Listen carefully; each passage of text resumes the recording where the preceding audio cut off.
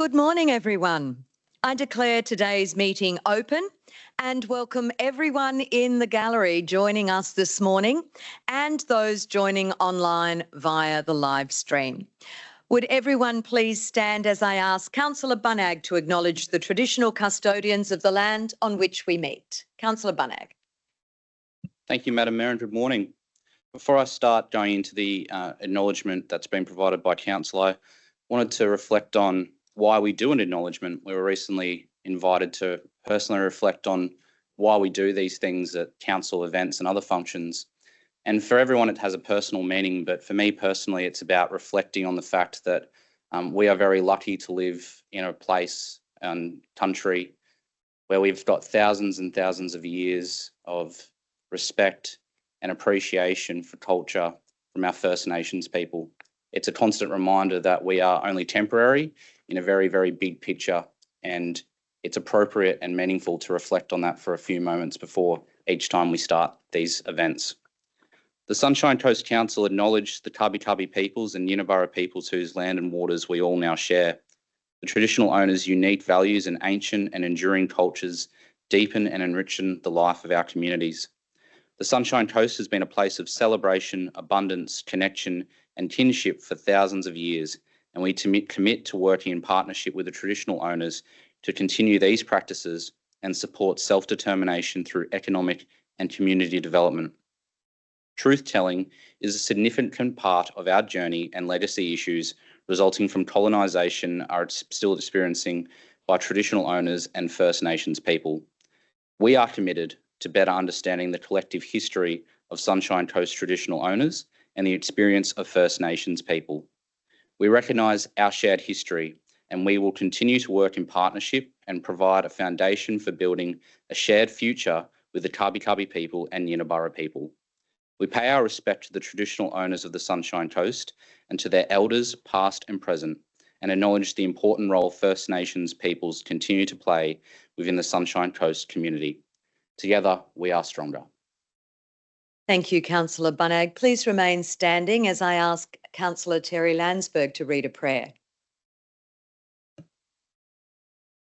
Lord, we ask you to preside over our meeting and our labours and to bless all our endeavours. Help us to build a community united in harmony of love and service. Watch over our families at home, at work and at school. We thank you, Lord, for everything that widens our knowledge and equips us more fully for the task of life and living. Give us the knowledge and prudence which will enable us to make decisions for the good of our community. Open our minds to the task at hand, open our ears to each other, open our hearts to your will. Teach us to know our own strengths that we may use to the full, the gifts and talents which you have given us. We make this prayer in your name. Amen. Amen. Please be seated.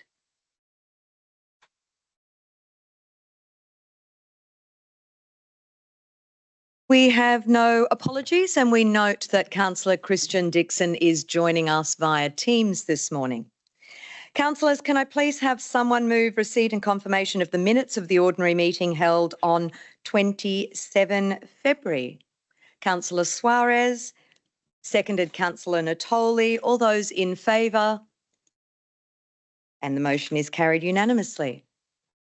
There is no mayoral minute today. Councillors, I remind you of the requirements of the Local Government Act of 2009, which sets out how councillors' conflicts of interest are managed in local government matters. These requirements apply to how we deal with such matters at this meeting. Should you have a conflict of interest in relation to an agenda item, please raise it at the commencement of that item.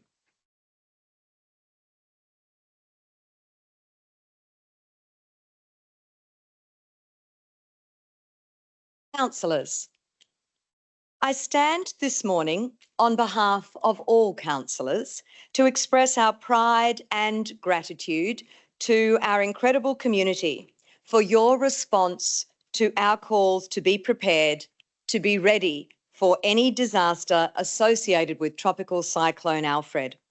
Our residents took firm, fast and decisive action.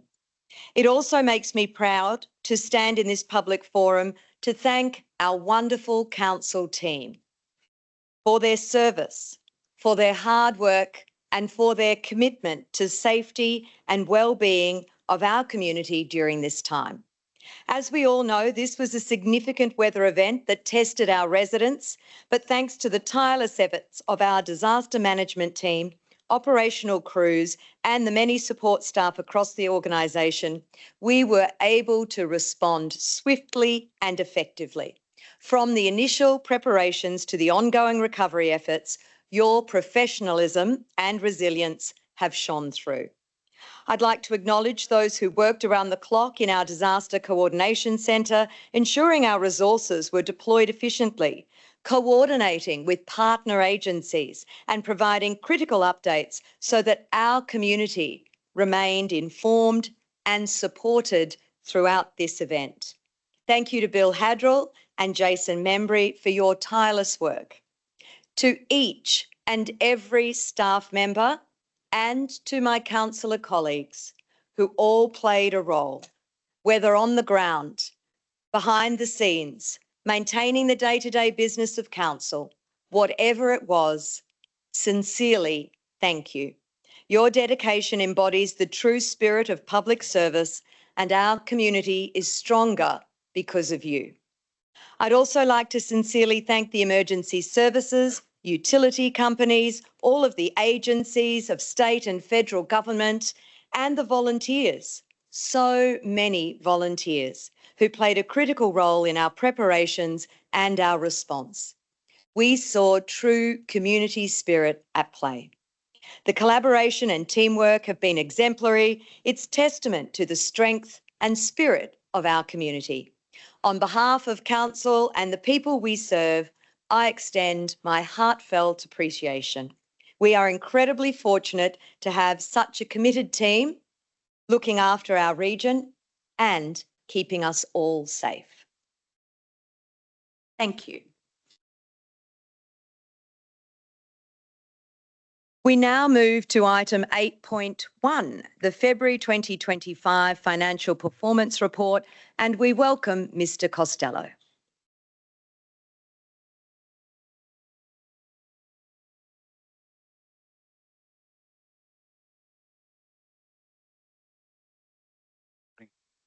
Morning all. A presentation of the Financial Performance Report for February. Council's operating result at the end of February of $165 million is currently ahead of budget by $247,000. Variance consists of revenue below budget by $330,000 and expenses below budget by $577,000. Note, Madam Mayor, that the variations in this report are reflected in the next report in Budget Review 3. So of those major variations for the revenue, general rates are $1.2 million lower than budget year to date as a result of reduced growth year on year. Cleansing charges are $890,000 higher than budget year to date. Resource recovery recyclables $1.2 million ahead of budget, and interest received from investments $1.1 million lower than budget. On our expenses side, the contracts for waste management $727,000 and digital information services $682,000 below budget. And levy projects for the environment levy and transport levy below budget as well. Environment levy about $735,000 and transport levy $525,000. Finance costs are below budget on the operating side by $672,000 due to accounting treatment. So there's no cash impact for that. It's just a capitalised component for waste management. On the capital works program, it's progressed 63.1% after 8 months. $164.2 million of Council's total $260 million capital works program has been financially expended, and $98.3 million of $152 million core capital works program has been expended as at the end of February, 64.5%. On our cash, our Council's cash at the end of February is $233.8 million. We had a lot of rates receipts throughout February. and the debt as at the end of February, $421 million. That includes a debt repayment during February of $12.8 million. Anticipated borrowings, which we're looking at drawing down in June, of $23.2 million. Council's investments, we have 3 long-term investments ranging up to 179 days of $70 million, weighted average return of 4.9%. And just noting the ongoing risks on our financial situation, so the budget is developed to achieve long-term financial sustainability, both for the short term and long term. We still need to monitor achievement of our revenue targets throughout the year, delivery of the savings initiatives, which include $8.1 million of the employee vacancy rate, and failure to achieve the operating result will negatively impact Council's financial sustainability, both short and long term, and continued monitoring of the delivery and the financial expenditure of our capital works program. A number, as I mentioned earlier, a number of the variations in this report are covered in the next report in Budget Review 3. And the recommendation, Madam Mayor. Thank you, Mr Costello. Councillors, can I have someone to move it? Councillor Hungerford, a seconder. Councillor Broderick. Councillor Hungerford, would you like to speak to the motion? Through you, Madam Mayor. It's refreshing to see the most important item first on the agenda for a change. So as the financial officer has gone through those figures, I'll do some of those again because it's very important we get things right in this budget leading into the next budget. So as of the 28th of February, we have 164.6 million, or 247,000, 0.2% above current budget, so it's only very, very thin. 564.3 million in operating revenue, that's 330,000 lower than budget. General rates, 1.2 million lower than budget. To explain that is we project what the growth of the properties coming on market are each year, and that's been lower this year. So that's lower amount of rates collected than what we were expecting. Cleansing charges higher than budget of 890,000. Resource recovery recyclables, 1.2 million higher than budget. So as you can see, there's swings and roundabouts here. Interest received from investments, 1.1 million lower than budget. That is a result from the fact we have less money to invest because we've had to use more cash for the operations and doing things with the increased costs we have across council.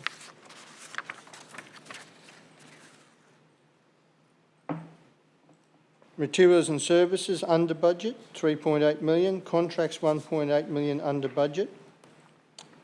Levy projects, 1.3 million under budget. And that means we haven't progressed those works at this stage. They're a little bit behind.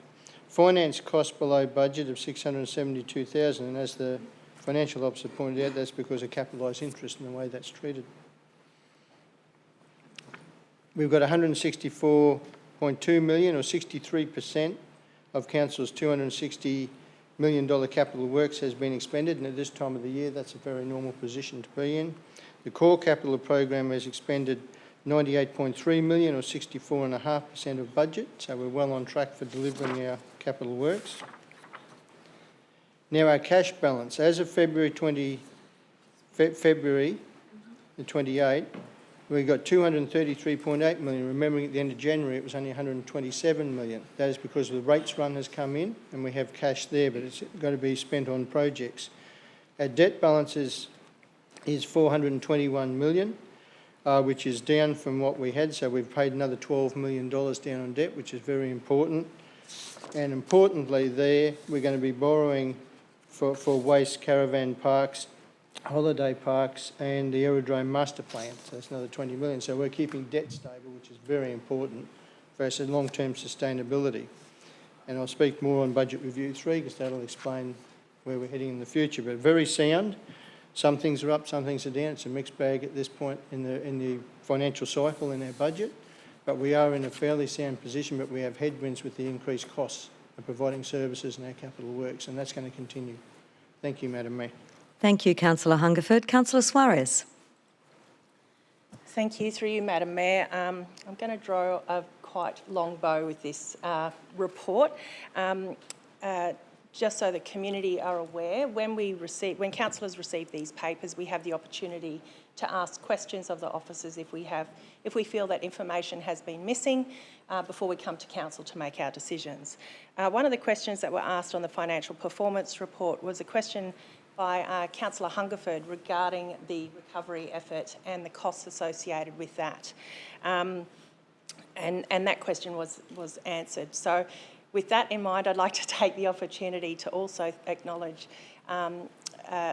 Greg Laverty and Jane Willis in the recovery effort, following up the disaster. Even though we were spared, our community was largely spared, we were affected in pockets, and Greg and Jane and the team worked tirelessly with a very small crew to address and respond to those community members and businesses. So thank you, Greg and Jane. Thank you, Councillor Suarez, and thank you for chairing that as well. And my thanks also to Greg and Jane and everyone who was involved in recovery, the other arm, preparedness, response and recovery. So thank you. Councillor Broderick. Thank you, through you, Madam Mayor. Welcome to everybody in the chambers today as well. There's quite a significant crowd here, and first up is finance, so thank you for staying through that.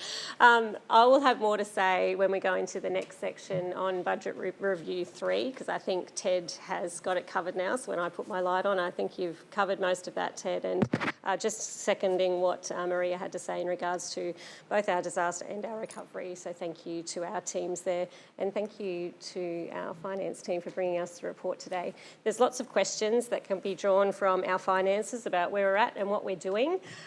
We've been working really hard as a council over this last year, and I think it's important for everyone to know that about how hard we've been working to become more efficient in what we're doing and making sure what we're doing better than we have before. So that means that things have been a little tight. It means that we've had to make some hard decisions, and you'll start seeing what those decisions look like in the next Budget Review 3 that Michael's just about to go through now. Thank you, Madam Mayor.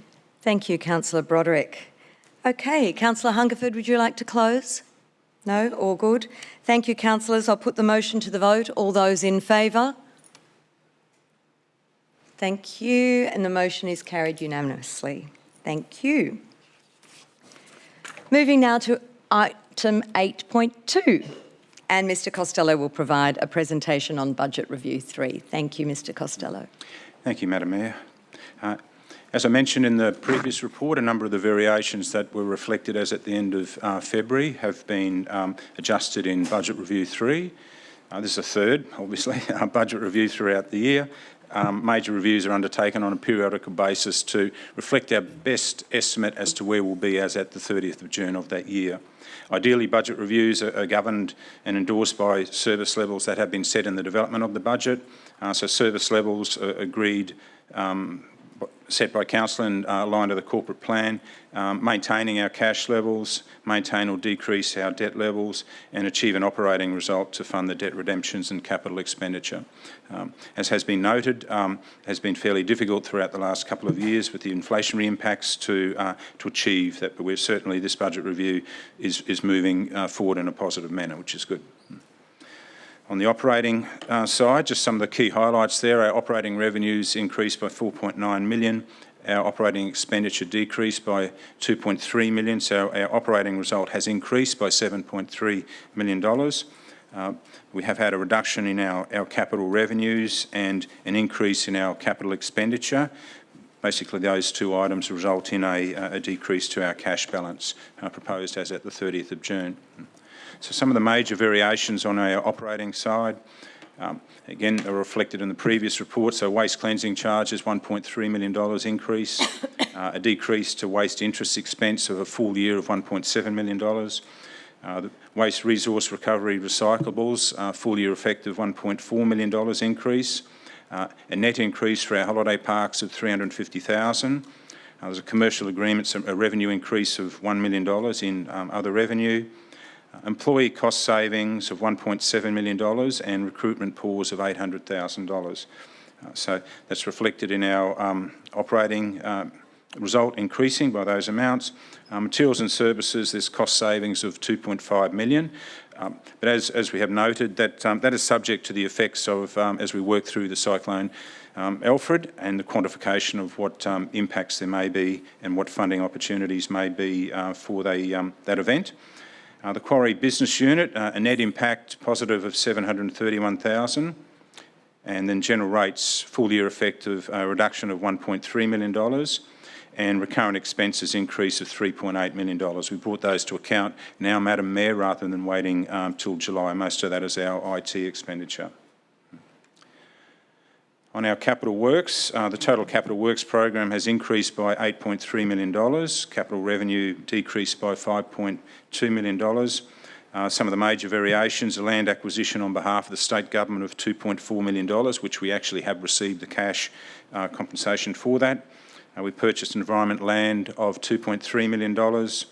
There's bring forward of projects from next year to this year of the Caloundra Library Plus, the Nambour Resource Recovery Centre and Lakewood Drive, a total of $12.8 million. And there's been deferrals of projects from this year into next year. Buildings and facilities, $3.2 million. Transportation, $4.1 million. Waste management, $4.7 million. And corporate major projects, $1.4 million. We also table the minor works program, and the Appendix B contains the list of the projects for Council's consideration on the minor works. And again, as previously noted in the previous report, Madam Mayor, we still have some risks associated with our long-term financial sustainability. The importance of this budget review is it sets us up for movement into development of next year's budget, both on a capital and operating sense. So whilst Budget Review 3 focuses on financial position for the end of this year, it's important to acknowledge that the significant work that's still required for both the capital and the operating budgets to ensure there's no impact on our long-term financial sustainability. Financial targets have been set for the development for next year's budget, and again, as I've said, the reflection of Budget Review 3 into next year will come in the discussions that we have with Council over the coming months. And the recommendation is tabled, Madam Mayor. Thank you, Mr Costello. Councillors, can I have someone to move the motion? Councillor Hungerford, seconder, Councillor Broderick. Thank you, Councillor Hungerford. Financial officer has pointed out, it's very important for the long-term financial sustainability that we get the operating results correct. This year, because of the increase in costs and delivering services out there, we were looking for a $22 million operating result. What was looking like happening was only a $3.7 million result. That's sobering. But I don't think we're the only local government in this situation either. With this Budget Review 3, we have increased the operating result from that 3.7 by 7.3 million to 11.1 million. That still leaves 9.9 million we have to achieve. The amendments in this budget review will decrease the 2024-25 closing cash balance by 20.5 million to 161. And as you saw in the we've just collected rates, we've got 233 million there at the moment. So with that coming in there, if we do not achieve that 9.9, that will come off that cash balance of 161.5 and put us further backward. That's why I'm looking forward in doing this next budget of the new Chief Financial Officer, he or she. I'm looking forward to sitting down with that person and looking at how we structure our this next budget. Because this budget and the next one after that will be critical in getting us back on track again. Where we're not in a critical position, but we've got those headwinds there and we need to be very focused on how we go into the future. If we get this wrong, it can unravel very quickly. And we do not believe that in the inflationary pressures have come down at all. I haven't seen any reduction in the cost of materials and services and delivering out there. In fact, your tenders are coming in over all the time, and that's putting pressure on our cash balance. So we need to focus on that very well. But we are in a good position, but we can make ourselves stronger if we focus on this correctly. So the budget review is looking into a crystal ball and predicting where you're going to be at the end of the year. And each budget review has its own challenges. But we are heading there. We've improved it by 7.3. We've got another 9.9 to go. to get that balanced result, which is critically important. Thank you, Madam Mayor. Thank you, Councillor Hungerford. Councillor Broderick. Thank you. Through you, Madam Mayor. Just thank you guys for the report. Just really wanted to lay this out. It's just to let us all know that a budget review is something that we do regularly throughout the year, because it means that it helps us stay focused and on track with the budget along the way. So this is not something that's unusual. This is something that we do regularly. So we have been working really hard over the last year, like I said, on becoming more financially responsible and efficient in what we do as a council. So, and you're seeing that reflected in both the operating costs and in the capital works program. I think it's important to note council is not immune to the growing costs that you're seeing around us. So it means that some hard decisions have had to be made and will be made into the next budget as well. So those hard decisions have included, like Michael has brought to us, they've included us having to defer some projects into the next year.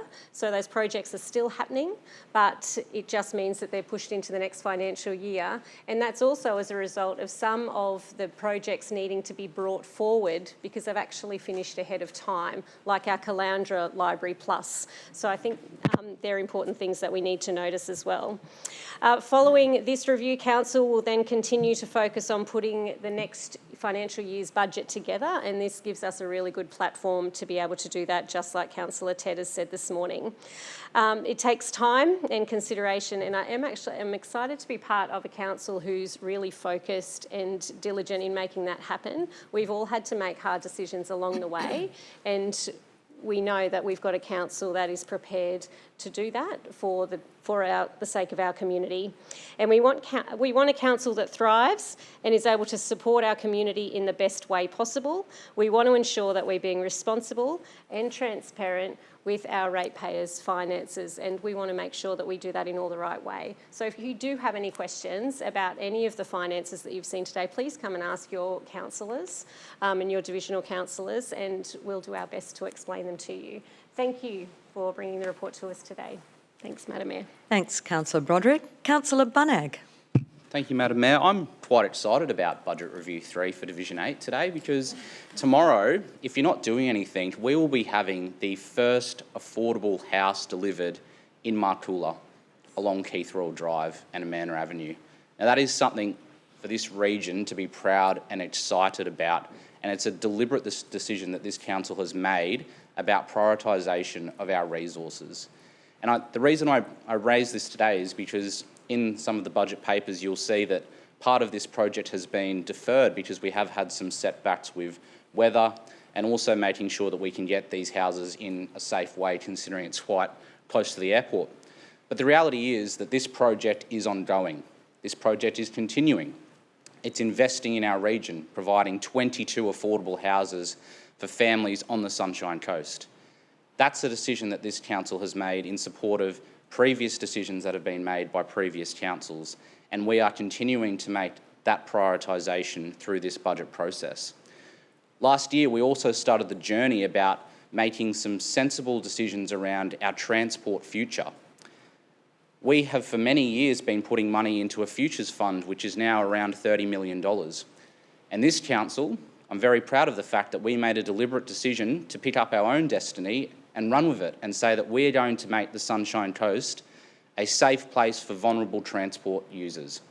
And right across the Sunshine Coast and in Division 8, we're seeing projects now come out of the ground with a refocus on providing active transport and safety for vulnerable users. So as part of Budget Review 3 in Division 8, we will see a footpath delivered on Arwen Street, right near Regent's Landing. Now, if anyone's ever been to Regent's Landing, you'll know that in Maroochydore we have such a high proportion of those residents who have mobility issues and will benefit tremendously from having a footpath of this nature.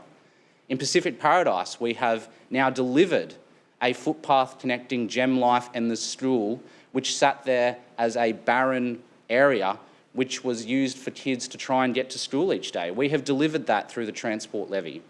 So when we have to make difficult decisions, when we have to find savings and more efficient ways of doing things, this council has made the tough decisions at times already about how we refocus our investment and get the best out of our dollar, because as a region, people want more things. We are a growing region, but I also recognise that people don't want to pay more rates. So we have to find a way to do things more efficiently, as Councillor Broderick has said, and through some of these initiatives like the Vulnerable Persons Initiative from the Transport Levy, we've been able to do that. Thank you, Councillor Bunag. Councillor Burns. Thanks, Madam Mayor. Through you.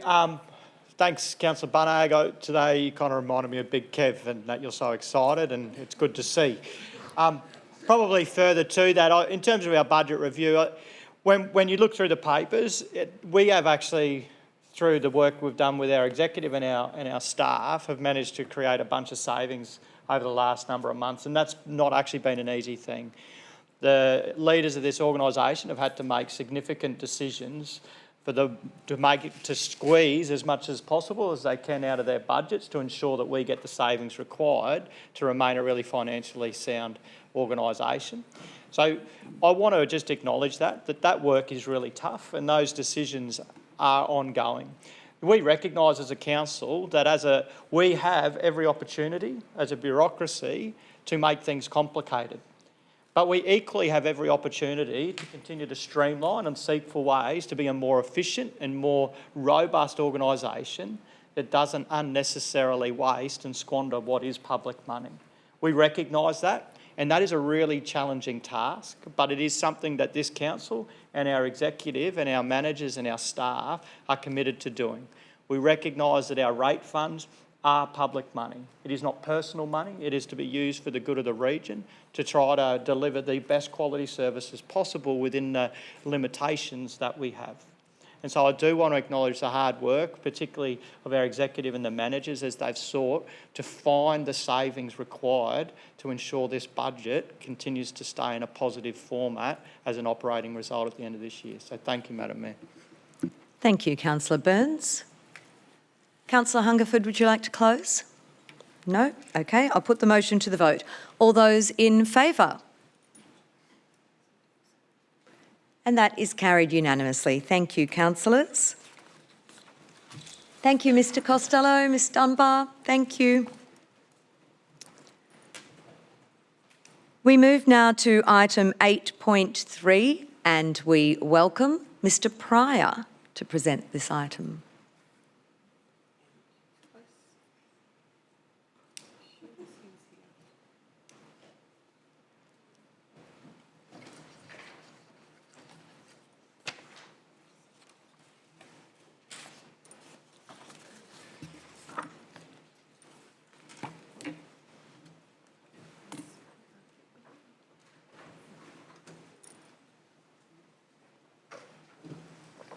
We knew you wouldn't be far. Welcome, Mr Pryor. Morning. Through you, Madam Chair. This report is being submitted to seek an exception in accordance with the Local Government Regulation 2012.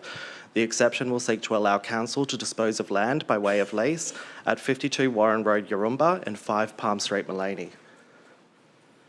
Council owns the land at 52 Warran Road, Yaroomba in freehold, which operates as a bushland park and conservation reserve. The land has an existing telecommunications tower with Amplitel and a lease that expires in April 2025.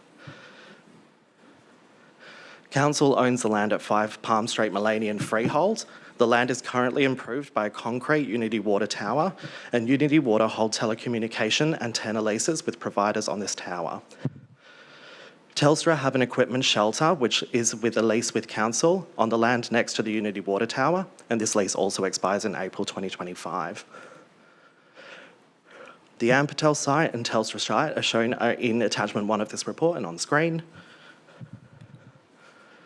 Council is proposing to enter into respective 10-year leases to Amplitel over the existing tower facility at 52 Warran Road, Yaroomba, and the Telstra Corporation over its existing equipment shelter at 5 Palm Street, Maleny. The leases will be ground leases with the lessee responsible for the costs of all repair, maintenance and capital replacement of infrastructure at the site. The sites will be leased at market rates as determined by an external licence valuer appointed by Council, which will be obtained in the event that a Council resolution is granted. The continued leases of these telecommunication sites will ensure continued provision of telecommunication services to the surrounding communities. It is therefore recommended that Council grant an exception to dispose by way of lease, other than by tender or auction, to various telecommunication sites referenced in this report.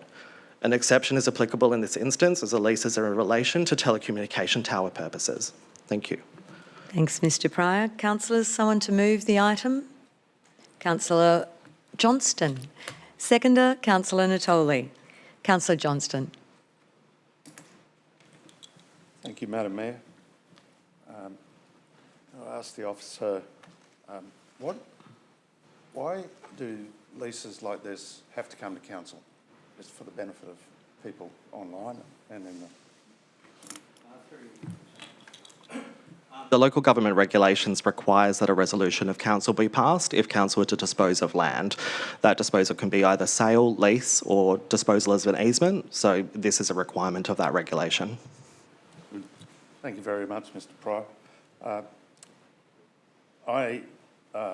There has been telecommunication facilities at the old council depot in Palm Street, Maleny, for as long as I can remember, actually, probably the 80s or the 70s.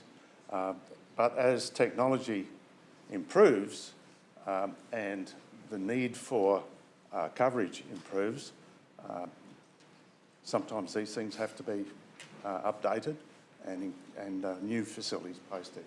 So I don't know much about the Yaroomba site, but I can assure everybody that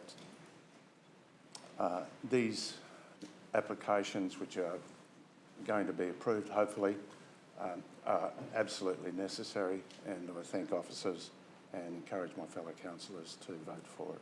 Thank you. Thank you, Councillor Johnston. Councillor Bunnag. Thank you, Madam Mayor. Councillor Johnston, lucky I've got you. I know Yaroomba are all right. I know where it is. We're okay. We'll be all right. So a point of clarification, I guess, in relation to this site. It's described as 52 Warran Road, but really it is the site that has always had a telecommunications facility opposite Wagtails or the shops in Yaroomba. The proposal is to maintain that existing site. 52 Warran Road encompasses a very large portion of land, which is probably best known as the Yaroomba bushland, which is a very, very sought after and enjoyable place to take a walk, I might add, if you're looking for a place to go on a Sunday. But ultimately, the lease that's in place is for 135 square metres over the current telecommunications site, which is on David Lowe Way. Thank you, Councillor Bunnag. Councillor Johnston, would you like to close? Only to say that the water tower at the Maleny depot, old Maleny depot site, was built in 1961, and it was the first water supply in the Landsborough Shire. So that's just a little bit. A little history lesson for us all. Thank you. Okay. Thank you, councillors. I'll now put the motion to the vote. Those in favour? And that is carried unanimously. Thank you. Item 8.4. Welcome, Ms Franks. Thank you. Good morning, all. This report seeks an exception to dispose of an interest in part of Council's freehold land located within Lot 9, SP 248469, Milieu Place, Birtinya, for sewer purposes. There is a requirement for the registration of an easement in favour of Unity Water to protect the sewer rising main currently being constructed for the Aura Sewer Rising Main project. The Council has previously granted Unity Water consent to the works for the Aura Sewer Rising Main project on the 17th of May in 2021, and the necessary easements were granted and registered on title. Unity Water have since experienced constructability issues with the registered easement and have requested Council's consent to do a redrill approximately 300 metres to the east of the original alignment, which requires an additional easement to be approved and registered. The proposed easement is 2,722 square metres, as shown in attachment 1 and on screen. All costs associated with the easement are the responsibility of the applicant. The recommendation is for Council to resolve that an exception to the tender or auction process applies, as the disposal of council's interests over Milieu Place, Birtinya, is to a government agency, being Unity Water. Thank you. Thank you. Councillors, someone to move this item, Councillor Burns, and a seconder, Councillor Broderick. Councillor Burns. Thanks, through you, Madam Mayor. Thanks, Ms Franks, for this. Just a couple of quick questions just to clarify for members of the public. What were the constructability issues that Unity Water have experienced under the current easement that they have access to?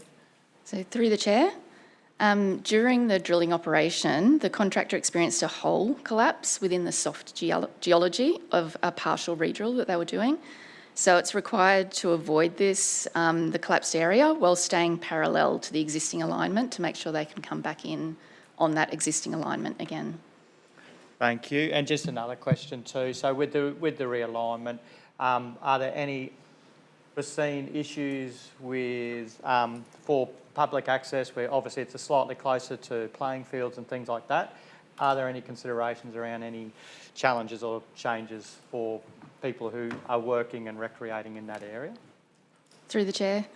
No, there's no concerns with that. There's no actual close playing fields or any other concerns with anything being close to that area, so shouldn't be an issue. Thank you. Appreciate the clarification. Thanks, Madam Mayor.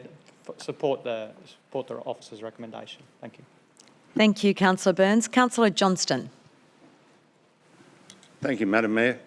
Just want to assure everybody who maybe doesn't quite understand what we're talking about by drilling. It's not above ground drilling.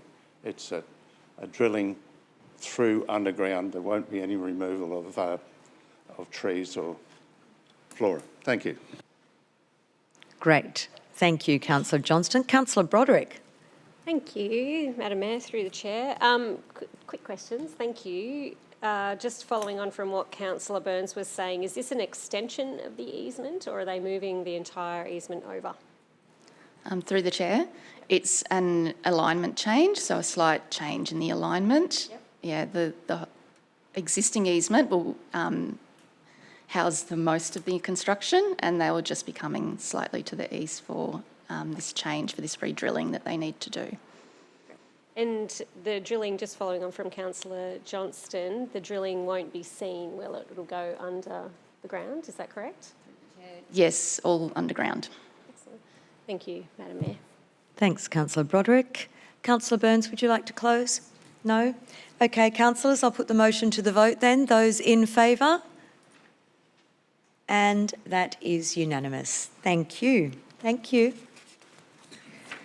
Moving on to 8.5, and we have Mr Poole to present 8.5. Welcome. Thank you, Madam Mayor, through you. Councillors, this report relates to a leasing matter over council-owned property at 65 Bungama Street, Maroochydore, described as Lot 40 on RP 92943. The property is on the corner of Bungama Street and Maud Street, Maroochydore. Mid last year, Council acquired properties along Maud Street for the future Maud Street and Sugar Road upgrade project. 65 Bungama Street is one of those properties. The property is improved with a low-set brick building converted to commercial office space. Following acquisition, the former owner-occupiers elected not to lease back the property from Council and they vacated sometime in October. The team at that point set about finding new occupants to take a lease over the premises, and you might be aware we're obliged to do so via a formal tender process. In January of this year, a tender was released. We engaged a local real estate agent to market the property for us to support the tender. The tender closed in mid-Feb without any submissions having been received. With your support, we intend to continue marketing the property through the agent, but we seek your support to confirm that an exception applies to not having to undergo any further tender processes on the basis that we've already done that and it was not successful. The resolution is on the screen and I can take any questions if you have any. Thank you. Moved Councillor Natoli, seconded Councillor Bunnag. Thank you, councillors. Councillor Natoli. Thank you, Madam Mayor. And again, we heard that this is just a formality that we have to go through the legislation, but I think every one of these that I've had in the last 5 years has gone through the same process where the market may be a bit soft, we can't get a tenderer to be interested, we have to then go through a formal process, bring it back to council and then go through this formality. Is there any way, through you, Madam Mayor, and I'm happy with who would answer this, but is there any way that we can approach the government about streamlining this? Because there's two choices. We either go back out to tender or we go out to market, or we don't do anything and just leave the property. So shouldn't that be just an automatic process that it'll be a tick and flick and just notify the minister rather than having to bring it back to a council? I just think there's a lot of formalities that we could avoid if we could find a much more streamlined process. Through the chair, and it's a good point you make, Councillor. We acknowledge the legislation is written in a way to make fair and transparent dealings with property. Sometimes they're maybe a little onerous or ill-fitting. We have made a submission to the Queensland Government's red tape review to hopefully they can look at that to streamline this process. All right, thank you. Great, thank you. Anyone else wish to speak? No. Do you wish to close, Councillor Natoli? No. Okay, I'll put the motion to the vote. All those in favour? And it's carried unanimously. Thank you. We move now to item 8.6 and we welcome Ms Nelson. Here she is, welcome.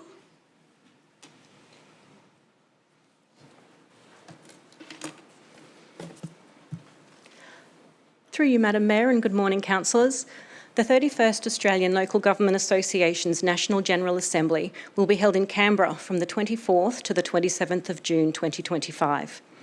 Each year, member councils and state and territory local government associations submit motions for debate, with endorsed motions contributing to the association's advocacy for local government, for our priorities and our initiatives at a national level. Before the Association's board will consider motions for inclusion in the Assembly's business papers, they must first be endorsed by the submitting council. This report proposes 3 motions for submission on behalf of Sunshine Coast Council. The first motion requests the Australian Government to restore financial assistance grants to at least 1% of the Commonwealth's taxation revenue, to reset the payment cycle to deliver a full year's financial assistance grant in each year, with an additional payment to address the practice of bringing forward payments. And finally, this motion requests a review of the annual indexation methodology to take account of all cost drivers. The second motion asks the federal government to expand the support provided to local governments in fire ant suppression treatment areas to include financial support for resources allocated to meeting general biosecurity obligations for fire ants. And lastly, the third motion asks the federal government to increase funding to local governments for litter management programs to address the environmental, amenity and financial impacts of roadside litter by targeting products and services which generate common roadside waste, such as plastics, wrappers, cigarettes and vapes. Thank you to Michael Costello, Jason Brewer and Elise Sondergeld, who are here today to answer any questions you may have about the technical aspects of these motions as relevant to their areas of expertise. Should these motions be endorsed today, they must be submitted to the Australian Local Government Association no later than Monday, 31 March 2025, if they are to be included in the business papers. Thank you, and I commend these motions for your consideration. Thank you, Ms Nelson. Can I have someone to move the motion? Councillor Suarez, seconder, Councillor Natoli. Councillor Suarez. Thank you. Through you, Madam Mayor. I'd just like to acknowledge that the first motion was put forward by Councillor Bunag specifically. The second motion was put forward by our council staff and the third motion was put forward by Councillor Natoli specifically. I will only speak to the second motion as it falls under the Environment and Livability portfolio, and I'm sure my fellow councillors would like to speak to their own. But before I do, this is an opportunity for our local council and other local councils across Australia to lobby collectively to our federal government to make changes that are in the best interests of local councils. With the second motion that was put forward by staff, the fire ant eradication request for further funding. Fire ant eradication is led by the National Fire Ant Eradication Program, or as Councillor Burns likes to call it, NFAEP, NFAEP, so I'm sorry, it's a bit of a mouthful. Their role is to eradicate and limit the spread of fire ants throughout Australia. Councils collaborate with that body by participating in surveillance activities to identify the infestations, undertaking broad-scale treatments on council land, and ensuring compliance with fire management requirements, as well as raising community awareness about fire ants and how to prevent their spread. Fire ants are a real threat to our community, to businesses and to people. We have examples here on the Sunshine Coast where fire ants have directly impacted the economic viability of businesses, such as landscape suppliers and rural producers. Even if fire ants are not on an individual's properties, neighbouring properties may then be classified as falling within the fire ant biosecurity zone. They too must follow the surveillance and compliance activities directed by NFAEP. This impacts council by requiring any organic material that suppliers are providing to council to confirm they meet Biosecurity Queensland fire ant compliance before they can deliver that to us. Another threat to council would be if fire ant infestations were to impact council land or council businesses such as our waste business. While councils receive some funding support for training and supply of treatment material, there are direct additional costs that are borne by the council, particularly relating to the human resources required for surveillance and compliance and the material and service costs incurred for community education. Indirect additional costs relate to redirecting staff and resources to comply with our biosecurity obligations, and that results in other core council obligations being underserviced or additionally funded via our rates. It is in the federal government's best interests to support local councils with their required role to eradicate fire ants for the environmental, economic and public health and safety of all Australians. I would encourage my fellow councillors to support this motion and to support this particular fire ant motion to be put forward for consideration at the Australian Local Government Association 2025 National General Assembly. Thank you, Madam Mayor. Thanks, Councillor Suarez. Councillor Natoli. Thank you, Madam Mayor, and through you, councillors, today we have three really important motions that are going to the 2025 Australian Local Government Association National General Assembly to address really critical issues. But like Councillor Suarez says, I really want to focus on the third one, litter. And I want to highlight the mounting issue, in particular, roadside litter. The motion before us calls on the Australian Government to increase funding to local government for litter management programs. I strongly support this resolution and I hope you too will do the same. And I'd like to take a few minutes just to outline why. Firstly, litter in general and roadside litter, which is just about everywhere you look these days, has severe environmental, amenity and financial impacts.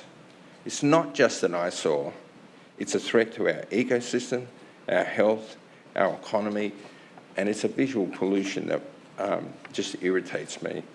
In Queensland, local governments spend $59.4 million in 2018-2019 to manage litter and illegal dumping. In New South Wales, the cost was approximately $135 million in 2014 and 15. These figures are staggering, and it's clear that local governments cannot bear this burden alone.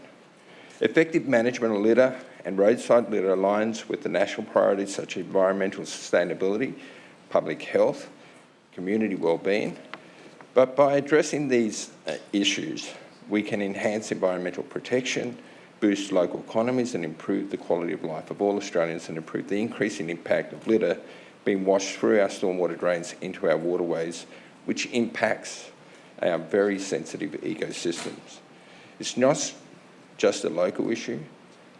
It's a national disgrace and it requires a national response. It's a national responsibility and an immediate national action is required. The motion proposes that funding for litter programs could be provided by targeting products or services that generate common roadside waste such as plastics, wrappers, cigarettes, vapes, including coffee cups and fast food takeaway packaging. This approach makes sense as it would hold manufacturers, retailers and consumers accountable for the waste they generate.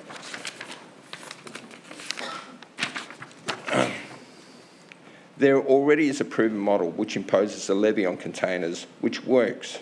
7 state governments and territories have introduced the container deposit legislation, with Tasmania being the only state that has not to date.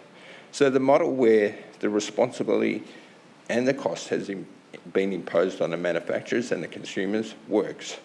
I'm not advocating for the same model for litter, but the principle of introducing a levy or a charge to manufacturers who generate the bulk of this litter exists in that legislation. The money generated and collected will be distributed to local governments to help manage and coordinate the collection of litter. I urge the federal government to accept the challenge to do something about litter on our national roads, state roads and local roads, as well as all other public areas. We need a coordinated national approach to address this issue, and we need it now. I'm aware that there are community groups that do occasional litter pickups, and we have one national day, Clean Up Australia Day, and we have individuals who pick up litter as they walk along our beaches and pathways. I want to thank them for their commitment for doing their part in cleaning our backyard. And I want to acknowledge that they're actually picking up somebody else's waste. However, as admirable their efforts are, more needs to be done. The motion addresses the gap from what the community does and the nation does on that one day of the year, Clean Up Australia Day. We need a model which is sustainable and can provide focus on litter pickup 365 days a year. With the federal government funding commitment, we can work together to create a cleaner, healthier and more sustainable Australia for future generations. I commend the motion and look forward to seeing meaningful action on this critical issue. Thank you, Councillor Natoli. Councillor Bunnag. Thanks, Madam Mayor. I won't speak to this motion for too long. I just wanted to, first of all, thank Ms Nelson and Mr Costello for their work in putting together the financial sustainability motion in particular. It's one that I requested. It's not my portfolio. That's Councillor Hungerford's portfolio and Councillor Broderick's, but I did consult with both of them before asking for this to be included. And the reason why is, unless you've missed it, councils across the nation are facing a financial sustainability problem. And it's only fair that we ask for a fair share of funding and a timely amount of funding to be provided to local governments right across the nation. Having guardrails in place that provide an appropriate time frame for when we will actually receive grants in a transparent way that we can plan our budgets around, and the quantum of that amount of money is a really important thing, not just for this council, but for many smaller regional councils right throughout Australia. So I commend the motion and thank the staff for their work on this. Thank you, Councillor Bunnag. Councillor Hungerford. Through you, Madam Mayor. I thought being finance, I better speak to this one. To give you a context, we're asking for the financial assistance grant program to be at least 1% of Commonwealth taxation. Now, over time, the tax base has grown in Australia. Federal government receives about 82% of tax revenue. Local government's about 3.5%. So this money is very important to us in our costs of delivering for our community. Looking at the additional one-off payment, and looking at the timing of payments, if they can come before the 30th of June, we can plan for it in our next budget. If you're not sure of when they're coming in, you can't factor them in your budget only after you receive them, otherwise you create a deficit in your budget. So having more certainty on the amount and when it's coming helps us with our budgeting process. But to increase that to at least 1% of Commonwealth taxation, I believe it was around that figure in the 70s when this first came in. Now it's down to only 0.5% of total tax revenue, so we're just asking for a catch-up with the real cost of providing for our communities, and I think it's a very reasonable one, and I congratulate Taylor for bringing that one forward. Thank you very much. Thank you, Councillor Hungerford. Councillor Burns. Thanks. Through you, Madam Mayor. Just a question, if I may, maybe to Mr Brewer or Ms Sondergaard, I'm not sure. In regards to the fire ants currently, what's the estimated cost just for us as a council so far in that? I appreciate that it's not been primarily our responsibility to respond to the initial nest finds, but what does that look like at an operational level? Are you able to give us an indication? Through you, Madam Mayor. Thanks for the question. I can't answer exactly what that would cost. Just to give you an idea of the different areas that have been impacted: transport network operations, parks and gardens, waste management, my team, the Healthy Places unit, development services. There are a whole range of units within council now that have to look at their general biosecurity obligation based on their assets, based on development applications, our property inspections we do. We also have a workplace health and safety obligation to all our workers. So if we find anything, we had no infestations here 12 months ago. Yaroomba came up in July, and then we've had North Arm more recently. So that work continues to grow. We're only very much in the infancies of understanding what we need to do, but that workload continues. For example, just the Caloundra landfill, it's $20,000 just to run a drone over to do surveillance of that area, and then they're required to do treatments every so many months. For that, Parks and Gardens have their organic waste at the Caloundra depot. It's under a biosecurity permit, and they have to have a pest controller come in and treat systematically. They need to turn that earth every 21 days, so there's a cost to that. And 24 hours before they move any of that mulch out into all our parks, they have to turn that again. So we don't have an exact figure on that at the moment. That has been absorbed by all those units within their current budgets, Councillor. Thanks so much for that. That's really helpful. I think it does kind of highlight the extent of the issue for local governments in dealing with this. Just another follow-up question in regards to that. So we had our first outbreak in July in Yaroomba. That was when it was first noted. July, that therefore is after the budget is set.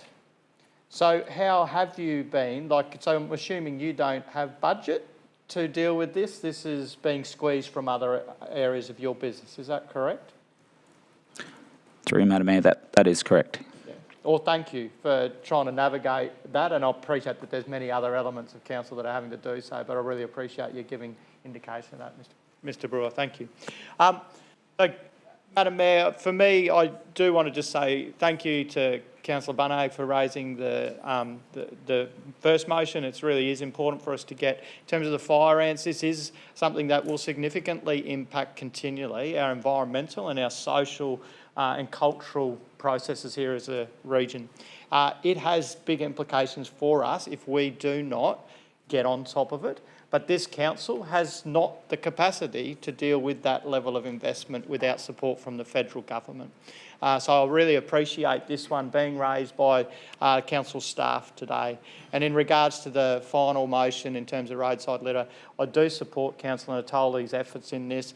I've been long-held believer that at the moment our response to waste and waste reduction is purely placed, the responsibility is placed on us as an end user. There is actually no mechanisms to actually encourage or challenge manufacturers and producers of product to reduce the amount of waste that they are bringing into the system. Yet it is my responsibility to do what I will do with my waste. That is a responsibility I personally take seriously, and I know Councillor Natoli does as well. But we can't continue to expect the end user to bear the brunt of that. And so I do support this. I think it's vital that we see legislative change at a federal level that would actually place pressure at the start of the cycle rather than at the end of the cycle. So I do applaud Councillor Natoli, you bringing this forward, and I will be supporting these motions today. Thank you, Councillor Burns. Councillor Law. Thank you. Through you, Madam Mayor. Just have a question, please. And the question I've got is around the fire ants. And in the motion, we've put that we want the additional funding support for the suppression of fire ants.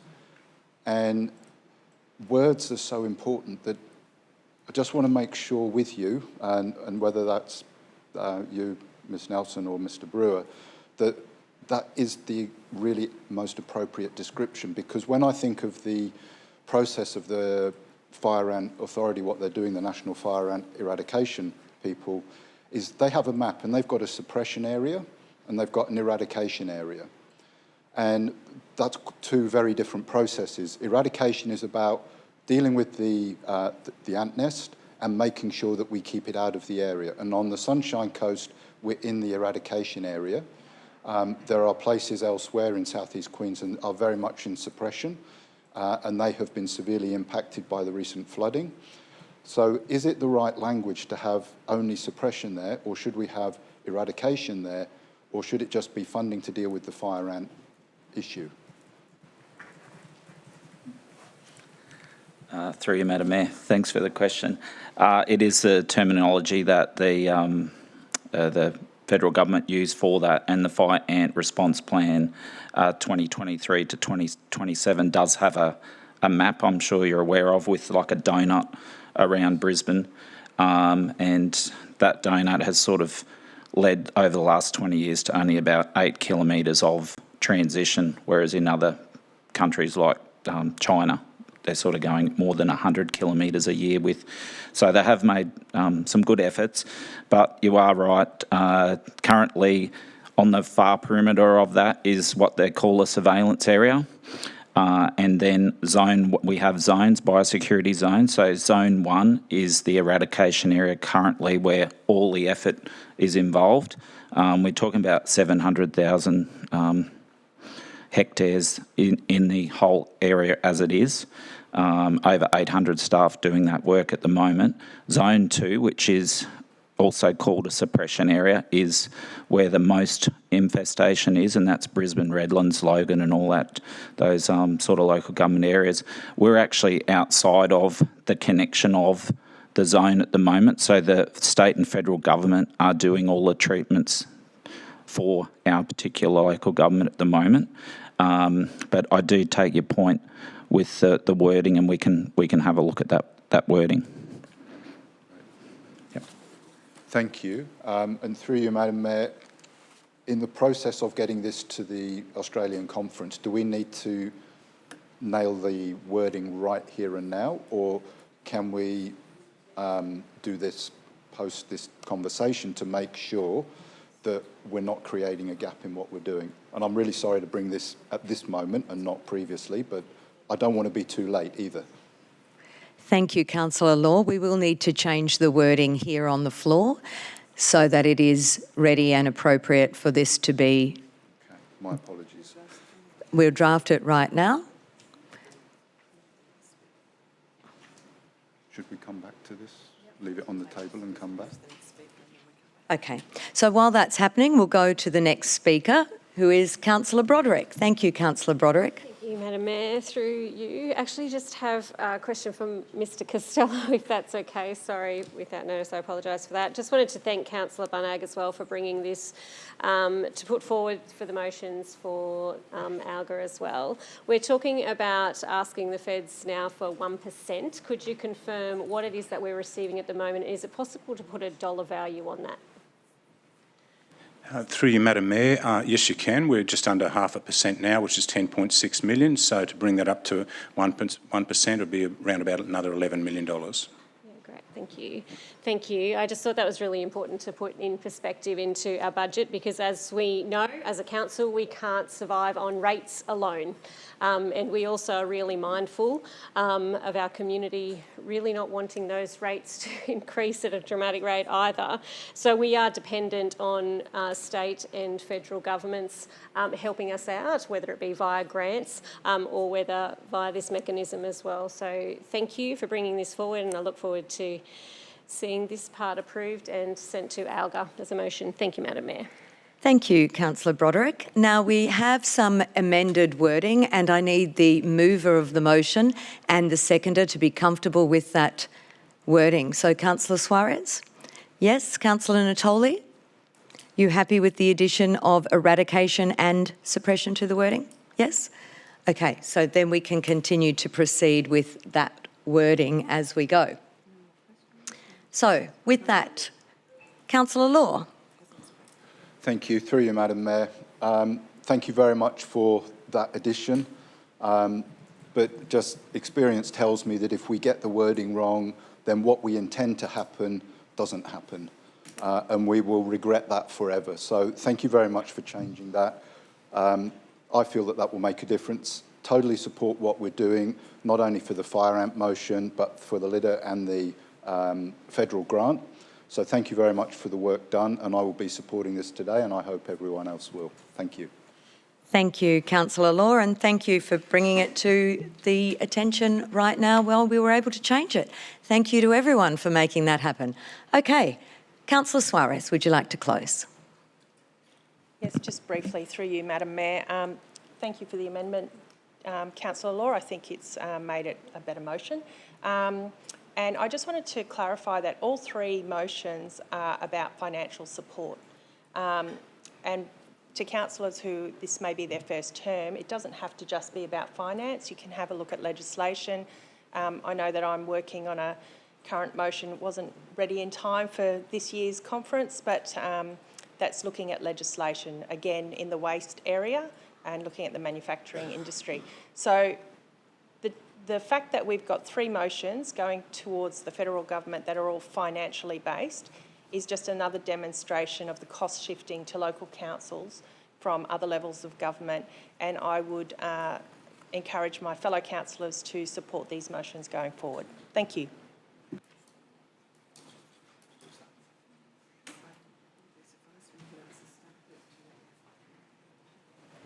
Okay, councillors, we will put that motion to the vote. All those in favour? And that is carried unanimously. Thank you, councillors. Thank you to the team. Thanks very much. So I now welcome our CEO, John Baker, to present item 8.7. Thank you, and through you, Madam Mayor. It's my pleasure this morning to put forward a proposed new structure at group leadership level, executive level. And I'd like to thank both the executive and the management team for their deliberations and support and input into the thinking around this new structure, which reduces the number of departments from 6 down to 5, with those, as you can see in the paper, containing both infrastructure and natural systems, sustainable growth and planning, community strengthening, finance and commercial partnerships, and then business transformation and performance. And in our deliberations, we looked at both the recent work on service architecture, at some of the work preceding my arrival around service reviews, and indeed some of the service reviews that are currently underway, and of course, the development of the new corporate plan. The structure is designed to underpin both our long-term financial sustainability, but also to underpin an organisational-wide approach which allows us to listen better, to focus on what's important, and to react more quickly to deliver both the corporate plan, council decisions, and of course, feedback from our community. So it's my pleasure to put this forward to councillors, and I'm happy to take questions. Thank you, Mr Baker. Councillors, I would like to move this motion. Can I please have a seconder? Councillor Hungerford, quick off the mark there. Councillors, when we appointed our CEO, John Baker, last year, we charged him with reviewing the organisation completely. We were seeking his fresh perspective on the way we serve our community, the operations of council, our financial sustainability and our community engagement processes, amongst other things. He has determined a refresh of the council organisational structure would enable a more seamless realisation of the goals of our corporate plan. I commend this realignment to you and seek your support of our Chief Executive Officer. Thank you. Councillor Hungerford. Through you, Madam Mayor. John, thank you for bringing this forward. We will put you in the position to guide the council into the future, and you're putting together your structured team to deliver that. Going from 6 to 5, I think is a positive. Obviously, the new Chief Financial Officer will have the finance and commercial partnerships. What I ask of you is to populate these positions and get us on the ground running to give greater certainty to the organisation. So to do that ASAP as soon as you can, and to do the recruitment and filling of those positions as rapidly as you can, because it's important that we give certainty to the organisation on the structure and where we're heading. Thank you. Thank you, Councillor Hungerford. Councillor Natoli. Thank you, Madam Mayor, and thank you to our CEO for bringing forward this, but not just bringing forward a plan, but a well thought out, structured approach to how we move forward. My involvement in local government is 16 years. We've gone through a number of CEOs, restructures, and it's always difficult for an organisation and for individuals to deal with change. But in my life, I realised that circumstances do change and you do need to make adjustments, and it shouldn't be something you fear. It should be something you embrace as an organisation, embrace the challenges of change. And I think if we take that mindset, we'll actually get the best out of this. But if we go with the mindset of that it's terrible and, you know, we want to retain what we have, we'll never be able to move forward as a community, as an organisation, and we need to do that. We need to reflect the changing environment that we're in, and we need to be responsive to that. So I encourage councillors and our organisation to embrace change and take it on for what it is. Did someone actually agree with that, Councillor Johnson? Yeah. Obviously they do. Thank you, Madam Mayor. Thank you, Councillor Natoli. Councillor Burns. Thanks, through you, Madam Mayor. Thanks, John, for bringing this to the attention of Council, recognising the difficulty of these type of work, and appreciate your ability to move into that. I do want to recognise, though, that across the council, this also does generate a whole lot of uncertainty and concern for our staff broadly, right from our executive down to our officer level.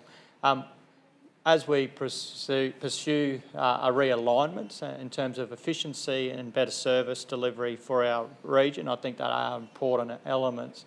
I guess my encouragement and my challenge is to continue to make sure that as an organisation we are aligning the process with the values of the organisation and ensuring that actually people as best as possible are brought along for the ride. So notwithstanding Councillor Natoli's comments about change and being difficult and the uncertainty that that can bring, I believe the process of how we do that, the respect that we afford people in that is vitally important.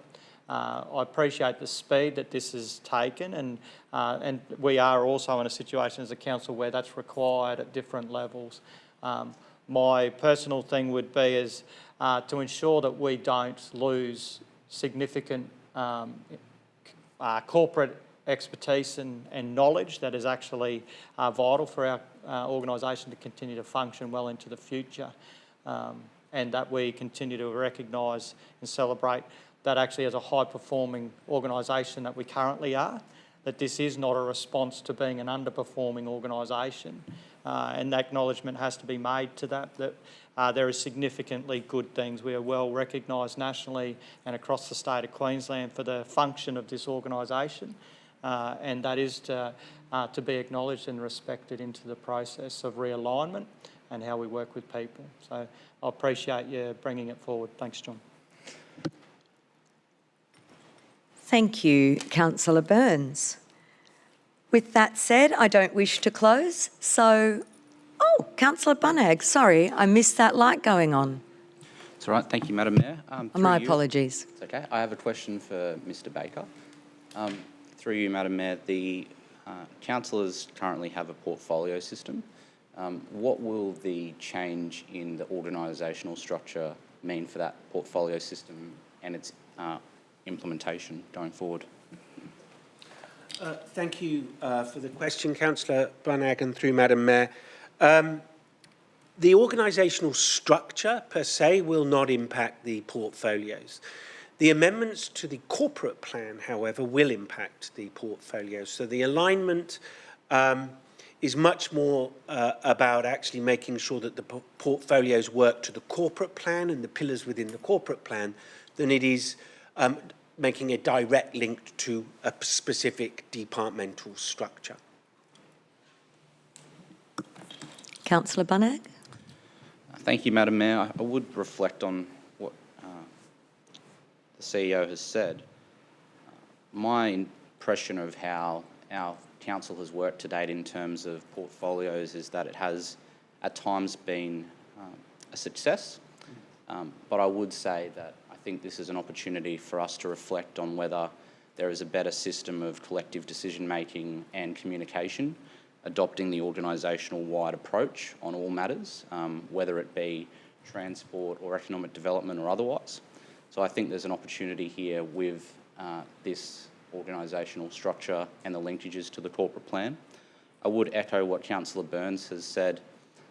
Probably the best bit of advice that got given to me, probably haven't listened to it all that much though, at times, was from Councillor Jerry Gordon, and he said, slowly, slowly, catchy monkey. Which is basically, try not to startle what you're trying to actually target and try and go in a gentle way approaching what you're seeking to achieve. I think when we're dealing with people in an organisation of 2,000, whether it's from the CEO right down to Paul who mows our parks and gardens in town of Seaside, it's so vitally important that the way we treat our employees is as a family. We are one council. It pains me when I see people in our community make disparaging comments about council staff in general, when I think about the fact that we are one community and we have people who live on the Sunshine Coast, believe it or not, work for our council. So it's really important that as we go through this process that we wrap our arms around our employees and recognise that this is a good organisation. It is not a perfect organisation. Nothing is perfect. But we have entrusted you to get on with the job of doing that. The implementation side of things is your responsibility, Mr CEO, and we have supported you to do that through this process. Thank you, Councillor Bunnag. Now I'll just do another double check. Is there anyone else who wishes to speak? No. Okay. In that case, I shall put the motion to the vote. All those in favour? Okay, that is carried unanimously. Thank you, councillors.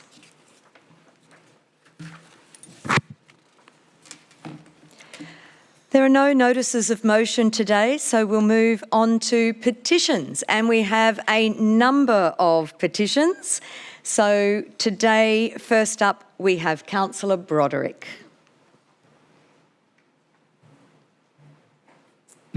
Thank you. Through you, Madam Mayor. I have a petition here today, and I'd just like to acknowledge that the person who put it together is here. So welcome, Sue, for today.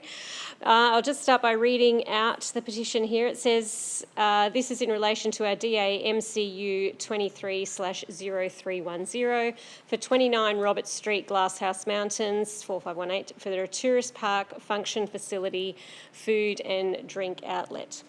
Attached is a petition signed in person by 504 individuals.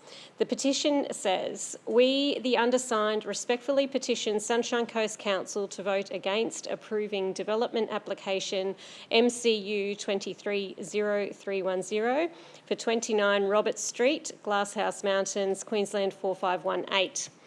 It's a material change of use for a tourist park, function facility, food and drink outlet, because the subject site is outside the urban footprint in the rural zone where the character, visual amenity and rural production capability is to be maintained and enhanced.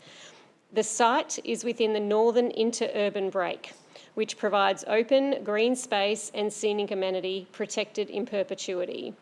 This development of the site will cause significant adverse impacts on the peaceful rural amenity with noise and traffic movements contrary to the intent of the zone, the Rural Zone Code, the interurban break, and the human rights of neighbouring residents.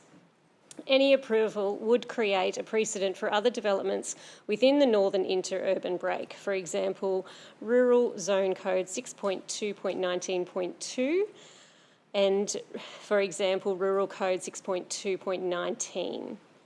Signatures from those opposing this development application have not been obtained randomly online. Each signatory is a real person, being local to Sunshine Coast or visiting, including many who come to Glasshouse Mountains National Park to experience climbing Mount Gungun and the awesome view from the summit that includes the development site. Each made the decision to sign the petition after being made aware, face-to-face, of the detrimental impacts of this proposed development, as summarised in this petition. Each of the 504 petitioners appeals to the Mayor and each councillor to vote against this intrusive development, as it does not belong in either a rural zone or the northern interurban break, because once it's gone forever. Yours sincerely, Dylan Daly. So I present that to our CEO. Thank you. Right. Thank you, Councillor Broderick. Councillor Broderick has moved the petition be received. Can I have a seconder? Councillor Bunag. Councillor Broderick, did you wish to speak to the motion? Yes.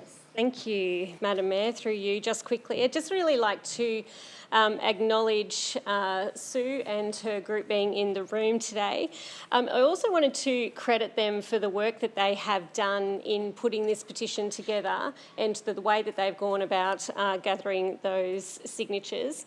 This particular group has been methodical and organised, has come and got all of the information that they've needed from us, and even been very strategic in the time that they have petitioned council, so you've submitted it just at the time that it needed to be. This is still in decision phase with our officers, so I just wanted to thank our officers and development team as well for their work and consideration of this. So I look forward to it coming to council very soon for your decision. Thanks. Thank you, Councillor Broderick. And I'll put the motion to the vote. And just to be clear, this vote is to refer the petition to the CEO and nothing to do with the content of the petition itself, just to make that clear to the gallery, that we are voting on whether to put the petition to the CEO. So I'll now put that motion to the vote. All those in favour? And that is carried unanimously. Thank you. Thank you, Councillor Broderick. Next we have Councillor Landsberg with two petitions. Over to you, Councillor Landsberg. Thank you, and through the Chair, I have, excuse me, Madam Mayor, I have a petition here in regards to the opposing restriction for dogs at the Moffat Beach Headland rock shelf. We have an online petition, and the lead petitioner is Salita Matthews of 236 signatures.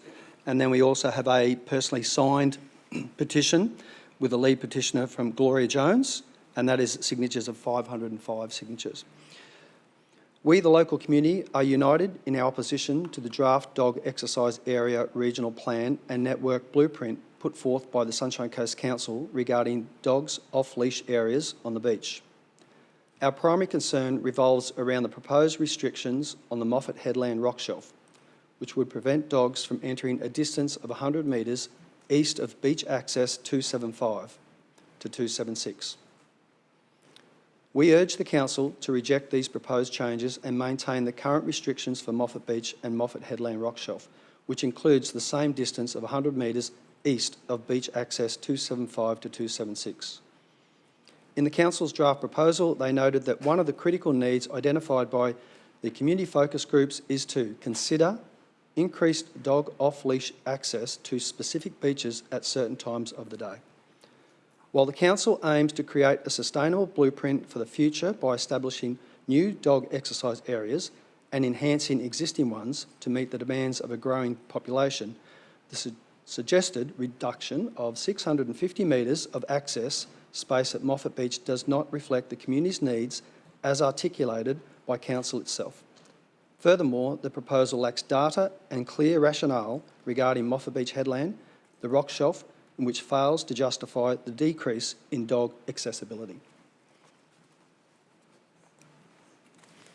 That's that one intoned. Yes, great, thank you. Councillor Landsberg has moved the petition be referred to the CEO. Can I have a seconder? Councillor Johnston. Thank you. Councillor Landsberg, would you like to speak to the motion, to the petition? Thank you, Madam Mayor. Just a couple of quick comments. This is obviously on the back of a very well-activated community at Moffat Beach. And as the councillor for this division, I find the representatives of this petition, many locals, obviously the former Deputy Mayor is involved in this as well. And it's a community that actually are very responsible for their own behaviour within this small area of Moffat Beach.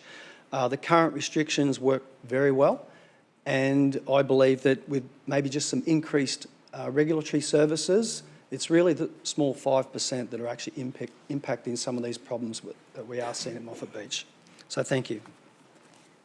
Okay, thank you, Councillor Landsberg. I'll now put the motion to the vote. All those in favour? Councillor Landsberg, are you voting in favour? I just thought I'd check there. That is carried unanimously. Thank you. Did you want to take that to the CEO now and refer that over, hand it over to the CEO? And then you have one more. Okay, and your second petition here today, Councillor Landsberg. Thank you. Through the Chair. The second petition is a petition against the proposed active transport corridor, the Curramundi to Caloundra cycle network. The lead petitioner is Stacey Christensen, and it's a signatures of 149 on file.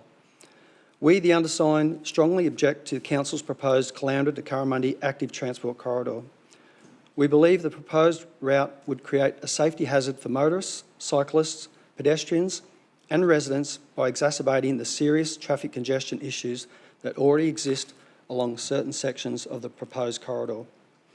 Of particular concern is the safety, safe property access of residents, visitors and tradespeople to people's properties. Given the speed and volume of the traffic and the speed of e-bikes, e-scooters, loss of lifestyle and reduced on-street parking on already congested narrow streets. We urge the Council to reconsider the proposed route and explore alternative options that prioritise the safety and well-being of all community members. We request consultation and review sessions with Council officers as detailed designs are prepared and before any construction works are undertaken. Thank you. Thank you, Councillor Landsberg. Can I have a seconder? Councillor Burns. Councillor Landsberg, would you like to speak to the petition? Thank you, Madam Mayor. The process of this proposed corridor that has actually been put forward by Council, I do agree with the residents. I've held 2 on-site meetings in regards to after the announcement and the draft consultation with residents. I am concerned about the process of our comms and our communications with local residents along this corridor when consultants had assured us that it was actually moving along quite smoothly and then one side actually engaged with residents along this corridor. Obviously it was a different story. And this has led to this proposed, this action with a petition. I would like to make sure that this project also aligns with the recently announced pilot project that the state government are doing with our state schools and high schools around how we can improve accessibility and access around the clan of schools. So I'd like to make sure that this project actually takes on board a lot of that data and information that will be recorded. Thank you, Councillor Landsberg. I'll now put the motion to the vote to refer this to the CEO. Those in favour? And that? No, okay. That is Councillor Broderick, Landsberg, Burns, Natoli, Johnston, Dixon, Hungerford, Bunag and Suarez are for. Did I say Johnston? Yeah, Dixon, I did. And those against? Councillor Law. You voted for. Councillor Natoli?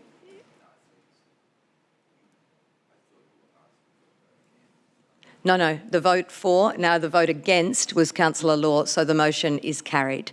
Thank you.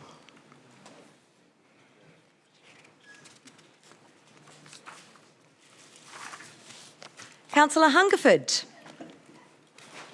over to you. Through you, Madam Mayor.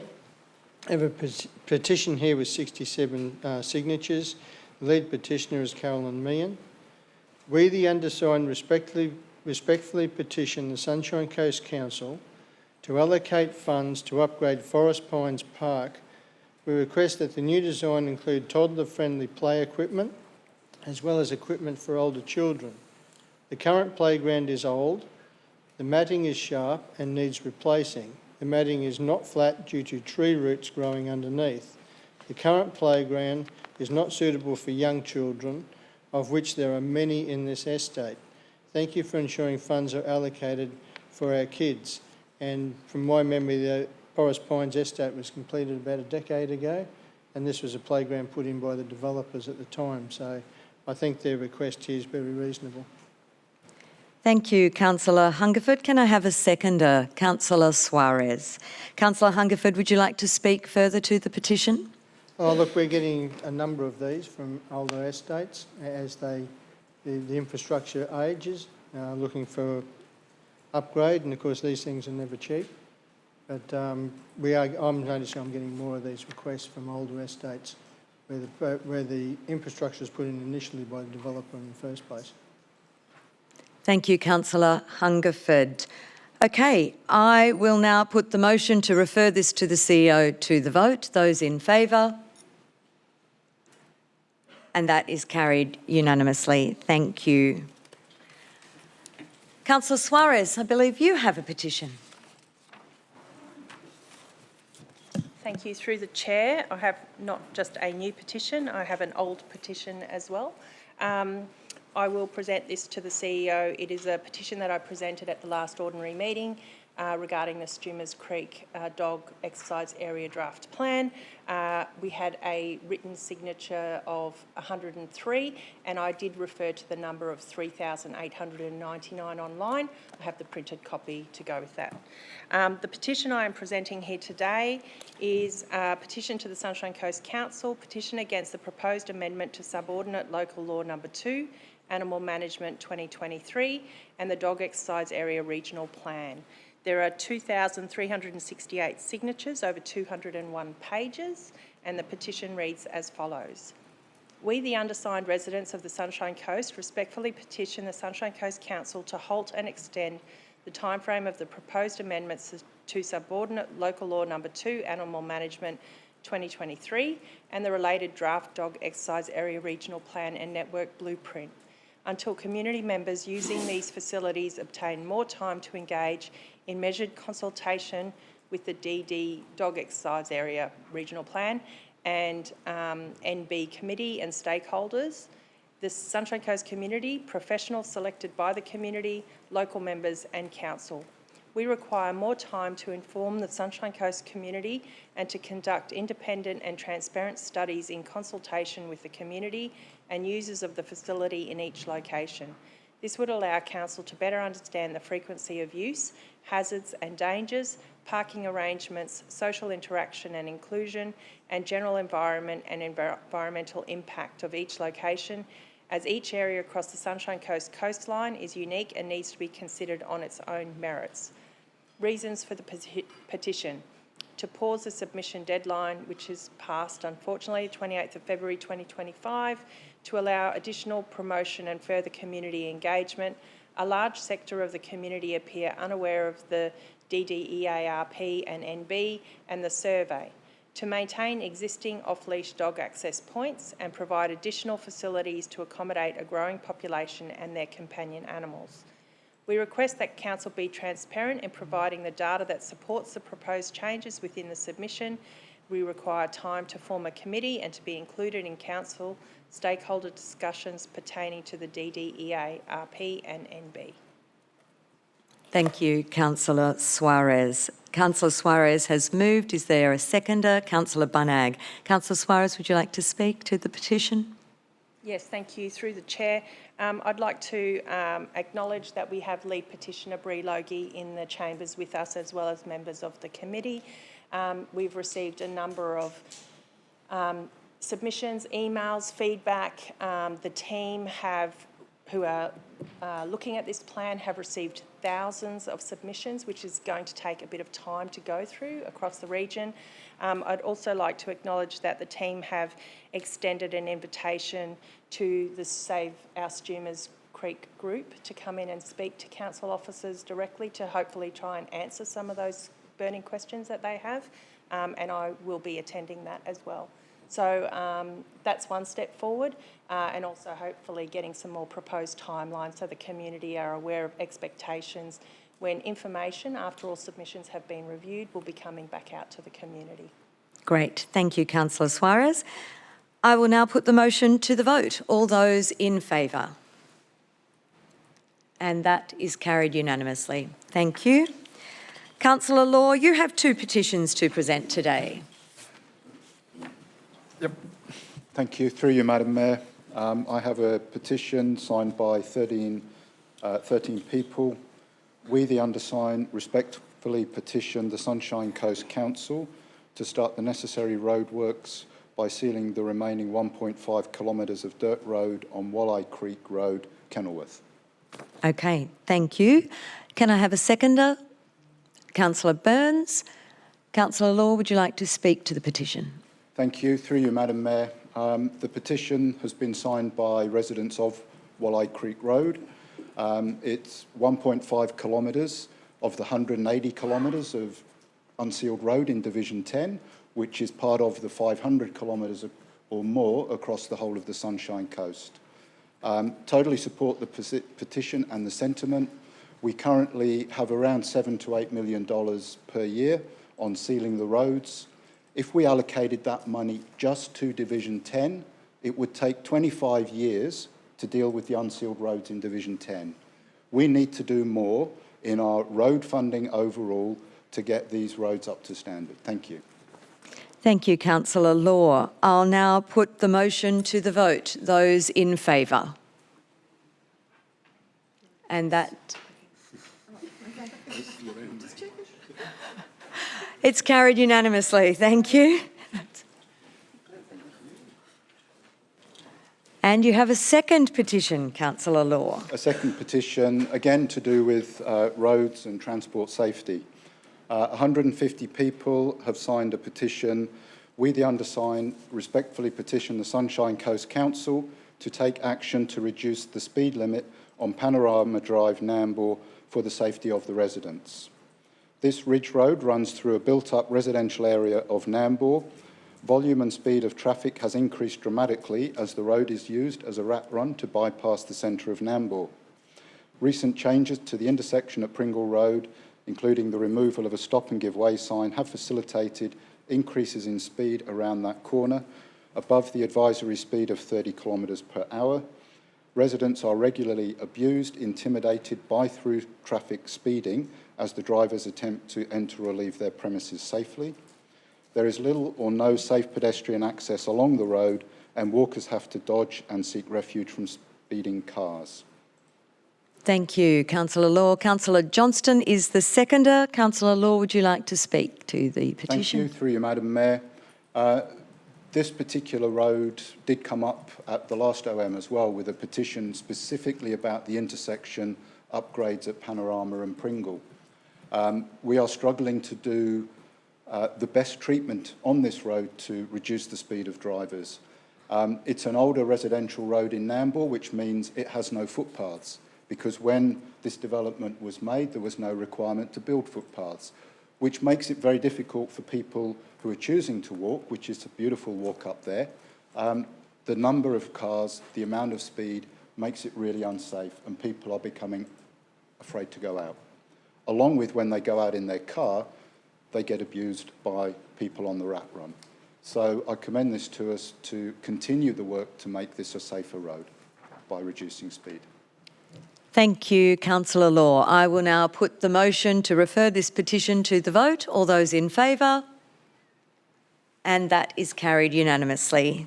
Thank you, Councillor Law. Thank you, Mr Baker. Okay, councillors, as we have no further items on today's agenda, I will declare the meeting closed at 10:51. Thank you.